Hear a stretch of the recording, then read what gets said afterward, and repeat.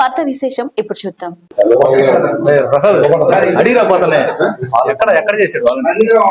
నందివాడ పాలుకొండ లేవు ఏం లేవు.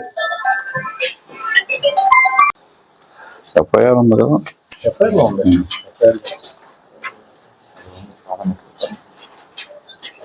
ఓకే తీసుకెళ్ళి స్టేషన్ సమాచారం వచ్చేసరికి దాటేసే ఛాన్స్ ఉంటుంది కాబట్టి వీళ్ళ విషయాలకు నెక్స్ట్ ఉన్నటువంటి రూరల్ పోలీస్ స్టేషన్ ని అలర్ట్ చేశారు. వీళ్ళు ముందుగానే ఉన్నారు కాబట్టి కాపు కాసి దాన్ని ఆ అమ్మాయిని రక్షించడం జరిగింది.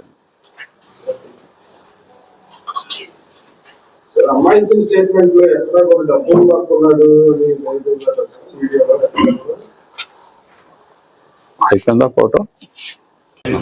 ఓకే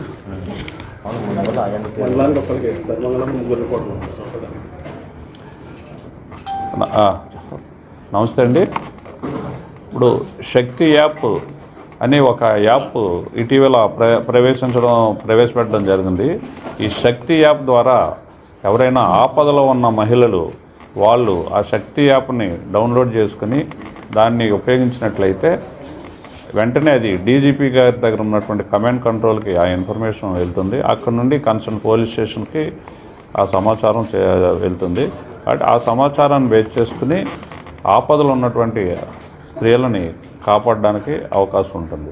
దానికి ఒక ఉదాహరణ, మొన్న 23వ తారీఖున ఒక 22 సంవత్సరాల వయసు ఉన్నటువంటి ఒక ఇంజనీరింగ్ 4th ఇయర్ స్టూడెంటు అమ్మాయి హోసూర్లో ఇంటర్న్షిప్ కోసం వెళ్తుంది.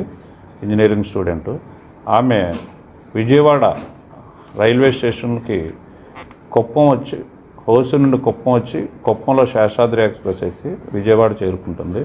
విజయవాడ మొన్న రాత్రి దాదాపుగా 1 గంట సమయంలో చేరుకున్న తర్వాత ఆమె స్వగ్రామం వెళ్ళడం కోసం ఒక ఆటోని ఎంగేజ్ చేసుకుంటుంది. ఆటో డ్రైవర్ యొక్క ప్రవర్తన ఆమెకి అనుమానం కలిగి అతని యొక్క మిస్బిహేవ్ వలన, అలాగే అతని యొక్క ప్రవర్తన వలన ఆమె వెంటనే ఈ శక్తి యాప్ని డౌన్లోడ్ చేసుకుంటుంది. డౌన్లోడ్ చేసుకుని పోలీస్ని అలర్ట్ చేస్తే అది ఫస్ట్ తాడేపల్లి పోలీస్ వారికి వెళ్తుంది. వాళ్ళు చేరుకునేడానికి కొంచెం లేట్ అవుతుంది కాబట్టి వెంటనే వారు Mangalagiri rural police station sub inspector Chirumamula Venkat అలాగే సిఐ బ్రహ్మాన్ని అలర్ట్ చేస్తారు.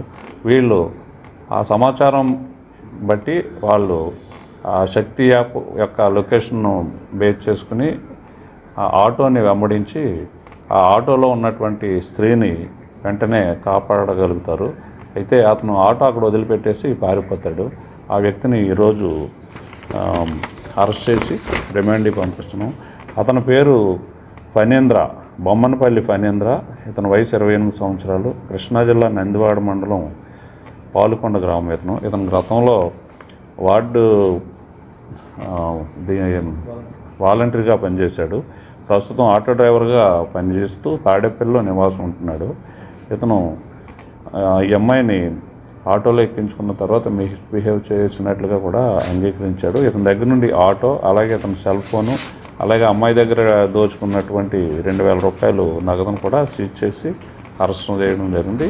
ఇతన్ని రిమాండ్కి పంపిస్తున్నాం. Thank you. ఆడపెట్టుకుంటాం వాడి వాసన నా మట్టలో వాళ్ళ దగ్గరకు వస్తున్నా నేనే వీడి జరుగుతున్నాను.